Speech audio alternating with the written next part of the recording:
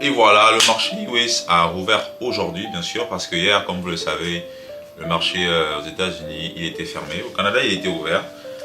Les bourses en général, en Europe, en Asie et en Afrique se sont bien portées, mais vous savez que lorsque les Américains ne font pas partie de la course, ce n'est pas très intéressant. Donc aujourd'hui, tout est ouvert, comme dans le meilleur des mondes, Alice au pays des merveilles. Les investisseurs se sentent optimistes, ils ont vraiment confiance au marché. Et puis voilà, nous allons décortiquer chaque information dans la suite de la vidéo. Restez jusqu'à la fin et générique.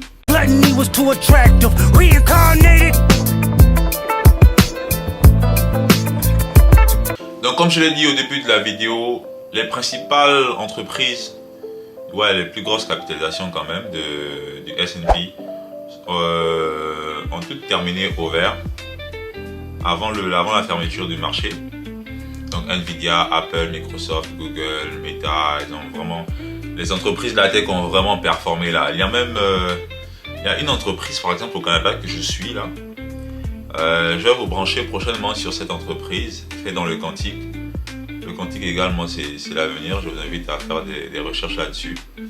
C'est un bon secteur dans lequel vous pouvez investir. Je ne donne pas des conseils d'investissement ici. Voilà.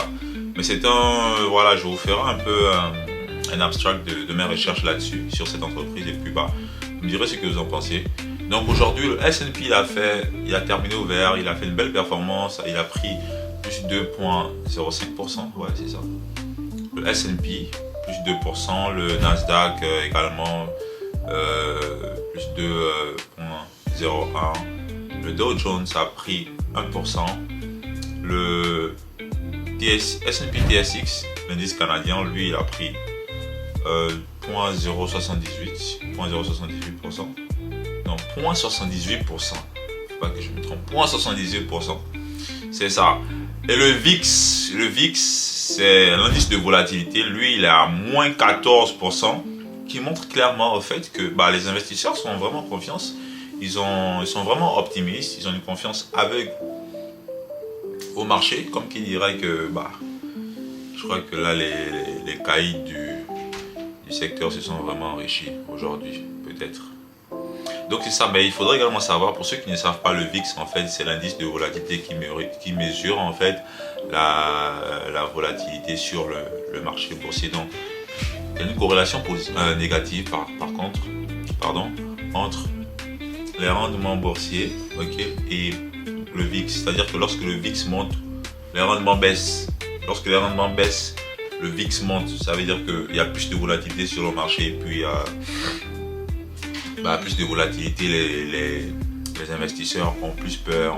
Ils sont incertains quant à l'avenir. Ils sont plus pessimistes. Du coup, la volatilité monte. Il y a l'euphorie sur le marché. Et puis, les rendements baissent. Et puis, c'est comme ça. Et lorsque le VIX en fait, rentre dans le négatif, ça veut dire que le marché se porte bien, il y a de la confiance sur le marché, et puis c'est ça. Donc grosso modo, c'est tout ce qui s'est passé sur le marché aujourd'hui. On garde un œil sur aujourd'hui, mercredi, aftermarket. Après la clôture du marché, nous avons les chiffres de Nvidia. Les analystes de Wall Street sont plus ou moins optimistes quant à la publication des résultats de Nvidia. Nous attendons ce qu'ils vont produire. Le directeur, le CEO, il doit réfléchir à ce qu'il dira durant son discours, parce que il suffit d'une faute, un mot mal placé ou une phrase mal placée et ça va aller dans tous les sens. Donc les futurs ne sont ni à la hausse ni à la baisse. Ils sont les options. Ce sont les options sur les contrats à terme. Les options sur les contrats à terme. Non, les contrats à terme sur les actions, c'est ça. Ils ne sont ni à la hausse ni à la baisse, mais ils sont, on va dire, au milieu, là, standard. Donc nous attendons la journée de demain. Je crois que pour le moment, tout va bien. Surtout parce que Donald Trump, notre oncle Trump, nous savons que lorsqu'il sort de sa séance de golf, il rentre chez lui, lorsqu'il tue un truc, soit c'est pile ou face ou pile. Pile ou face ou pile. Il a suspendu les droits de douane avec l'Union européenne jusqu'au 9 juillet. Donc ça a vraiment impacté la bourse en Europe, au CAC, l'indice européen, le CAC 40 et en Amérique bien sûr. Ça a beaucoup joué sur le sentiment des investisseurs. Voilà pourquoi tout est pratiquement ouvert. Vraiment dans le meilleur des mondes, allez sur Pays des Merveilles. Mais il faudrait également souligner que la dette américaine laisse à désirer également au Japon parce que le Japon risque de tomber dans la même situation de la Grèce en 2009 ou 2011. Bah, vous pouvez vérifier l'information après 2009-2011, la Grèce. Donc voilà, checker la situation du Japon. On pourra aborder également ça dans la semaine, dans une autre vidéo. Je pourrais donner plus d'éclaircissements, plus d'informations par rapport à ça, bien sûr. En grosso modo, c'est ça. Et puis on se donne rendez-vous. Ah, et j'oubliais, avant de couper, à part la publication des résultats de Nvidia, il est également très attendu aux États-Unis les données de l'inflation et ouais, les données de l'inflation. Je crois que c'est tout. Ouais, et le briefing de la réunion du FOMC meeting. Donc en gros, c'est ça, les données de l'inflation et la confiance du consommateur.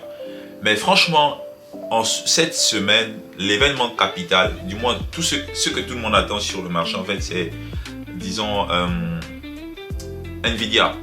Donc si Nvidia rate la sortie, publie des résultats, du moins qui sont légèrement inférieurs aux prévisions des analystes de Wall Street, c'est vraiment la merde.